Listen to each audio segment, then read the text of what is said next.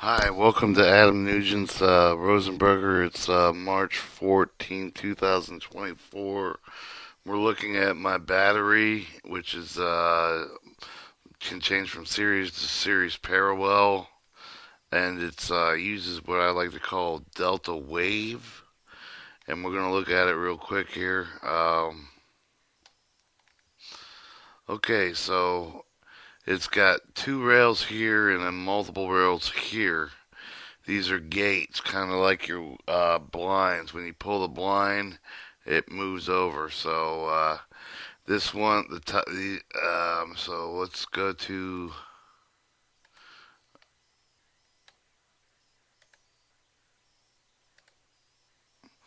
All right, so this isn't. These are the rails.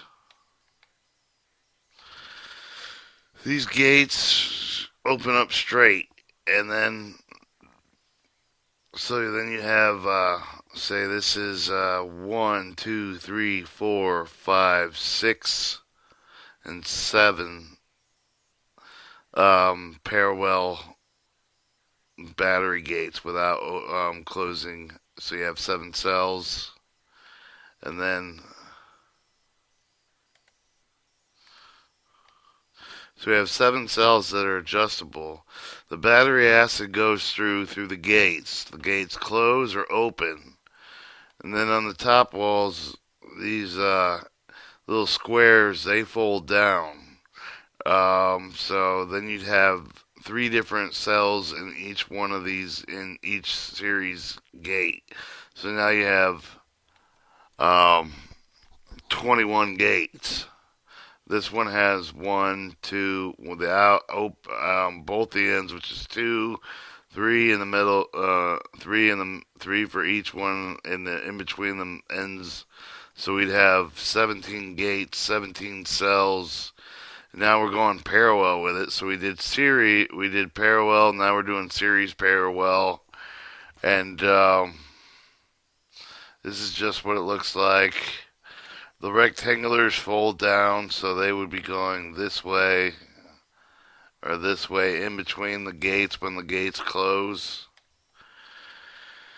Now we're going to look at where it goes on the locomotive chassis, and it would just go inside the locomotive chassis. We could go to move, and then we could do edit feature, and then pull it into the chassis like so. But that's not going to show up. It's going to show up filled because I didn't do a cut extrude. And now let's go to some of the magic behind the battery. So, well, this is the delta wave.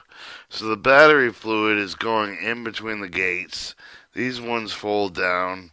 They were looking at the side now. We have the blinds that open and close the battery fluid, so there would be 1 cell, 2 cell, 3 cell, and then these would be gates that fold down, making each parallel series, and now a three batteries, now 3 cells. And then let's move on to some of the other pictures. Like, this is kind of the battery I call it the folding cells. So, it's a battery in each series. The blue is the large gates, the blind type gates. The yellow are the ones that run longitude to the lengthwise. These are the widthwise. Blue are width, yellow length, and then the red marks each cell. So you'd have positive, negative each cell, and they're done. Shows each cell in the program. And then it shows I didn't do the boxes. I just didn't trim the boxes. But the double line, the zigzag, and the crescent humps, double line capacitor, resistor, double humps are making an RLC circuit. So now we can switch these gates open and on. So now we can change the series parallel on your battery cells. So if that makes any sense to you, now we could take series parallel, two of the blue lengths, and then have three of the red lengths. So now we're 2 by 3 cell or 5 cell. So that's just basically that. These fold down, like I said, they switch in. So instead of going longitude, they're going the opposite direction.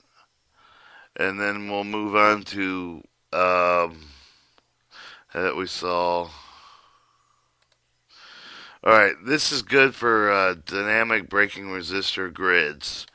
Basically, what I did with the other battery is Locomotive chassis was running on resistance, and resistance goes through resistors.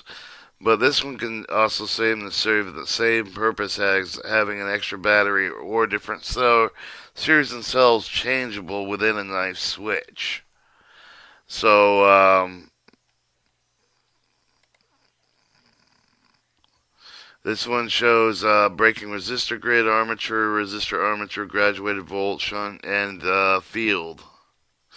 These are some of the circuits that run through the dynamic braking resistor grid, which comes from the traction motor to cool it off and charge to cool off the traction motors, convert DC to AC, and then the AC is then used to it cools off the dynamic resisting grid and charges battery 1 or 2. Notice I really want to keep the regular battery cells as the primary battery, but like this has its benefits. We just looked at that one. And this shows the dynamic braking circuit, as in isolation switch 1, throttles 1, 2, 3 for the fan dynamic, and it shows the different harmonics, first, second, and third harmonics. Shows the 3 phases, and like I said, this would be battery number 1 is basically the regular battery. This would be battery number 2 in circuit with the 3 phases and the harmonic voltage multiplied.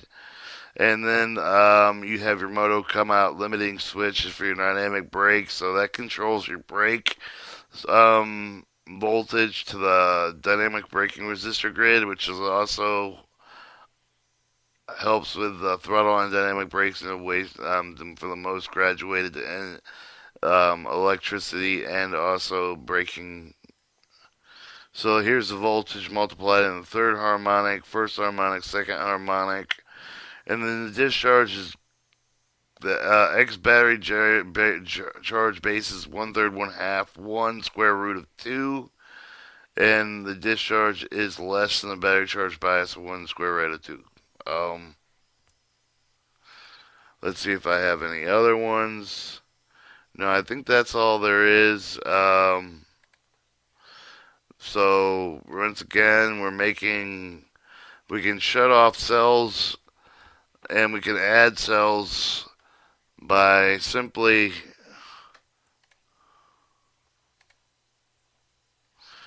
using battery fluid in a way that gates them together. So we have these gates, they fold, and they're on pins.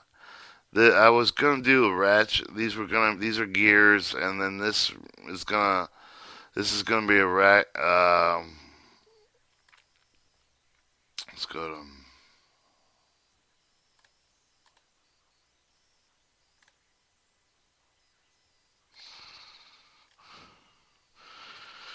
So we'd have gears here. They come in a little larger. We'd have rack spur gears on these outsides, and then these circles that hold the gates are spur gears, and they go in a rectangular spear.